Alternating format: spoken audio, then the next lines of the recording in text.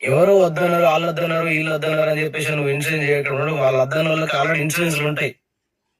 నీకు ఎవరైతే వద్దన్నారో వాళ్ళు ఆల్రెడీ స్టార్ట్గా ఇన్సూరెన్స్ చేసేసుకుంటారు, సైలెంట్గా ఉంటారు. నీకు వాళ్ళని తెచ్చి నీకు చూడడానికి వస్తారు, పలకరించడానికి వస్తారు తప్ప నీకు ఇన్సూరెన్స్ మాత్రం నువ్వు తీసుకో. వాళ్ళ ముజులు పడి వాళ్ళ మాటలు పడి నువ్వు మాత్రం ఇన్సూరెన్స్ తీసుకో ఇప్పటికైనా తీసుకో. నీ భవిష్యత్తు కోసం, నీ ఆరోగ్యం కోసం, నీ కుటుంబ రక్షణ కోసం, నీకేదైనా జరిగితే ఫ్యూచర్ లో ఇన్సూరెన్స్ అండగా ఉంటుందని ఆలోచించి తీసుకో. కొందరు ఏమనుకుంటారంటే నచ్చినాక బతుకున్నప్పుడు కూడా డబ్బులు వస్తాయి, బ్రతుకున్నప్పుడు వస్తాయి, తర్వాత చనిపోయితే చనిపోయిన డబ్బులు వస్తాయి.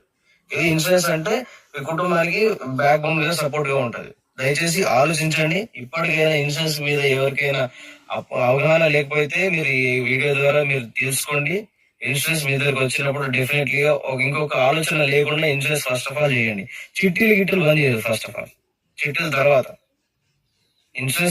ఇన్సూరెన్స్ చేసుకున్న తర్వాతనే చిట్టీల గురించి ఆలోచించండి.